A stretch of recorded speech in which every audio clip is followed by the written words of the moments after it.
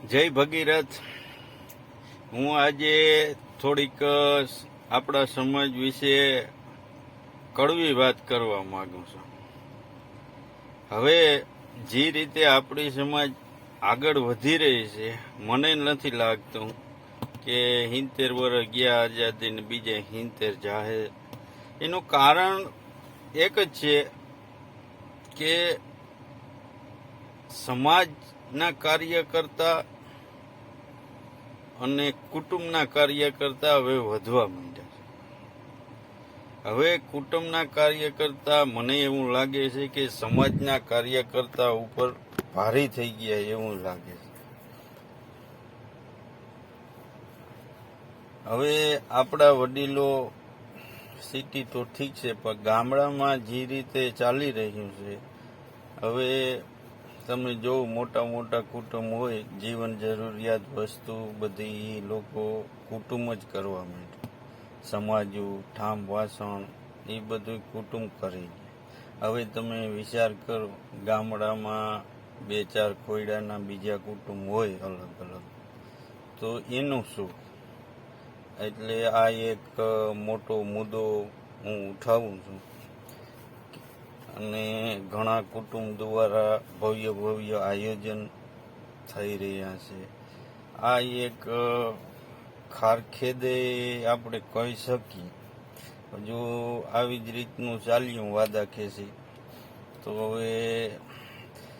હવે કુટુંબના કાર્યકર્તા છે ને, એ એક જ કુળદેવી માને લઈને જ આવે છે.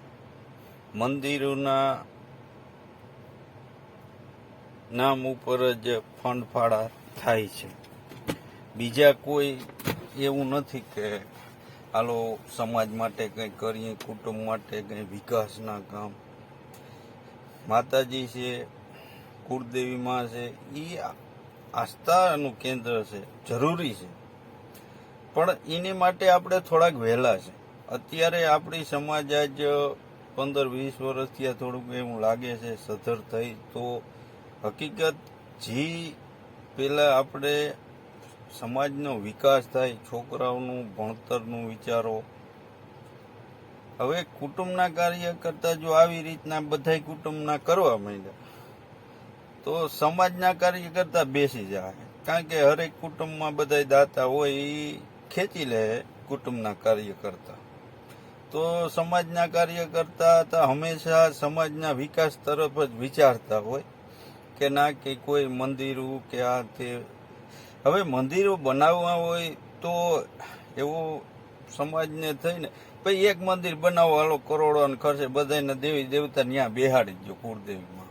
બધા એવું કંઈક કરીએ તો આવી રીતનું ચાલ્યું તો હરેક કુટુંબ ઉપડી જાય. ભાઈ કુળદેવીમાં તો અમારે છે, અમે આવી રીતનું બનાવ્યું ને. હકીકત શું છે ભાઈ? કુળદેવી માં આપણે આપણા માં હોય, આપણે કુળદેવીમાં આસ્થા હોય. હવે 5 કરોડનું મંદિર બનાવો, 5 લાખનું બનાવો, એને એક ભક્તું બસ નામ લ્યો સવાર સાંજ, તોય ઘણું છે. આ વહેલું થાય છે. આપણે હજી વિકાસ છાત્રાલયો બાકી છે, ઘણી સિટીઓમાં હજી કામ હાલે છે. તો આ એક ક્યાંક ને ક્યાંક મને એમ છે કે અડચણ રૂપ થશે ખરા ભવિષ્યમાં. અને આપણે આવી રીતના વિચાર કરીએ તો આપણા છોકરાને આપણે શું મેસેજ દઈએ? તો કુટુંબ તો એક જાતનું સમાજ થઈ જાય. કારણ કે આપણે જો આવી રીતના કરીએ તો પછી આપણા જે આવનારી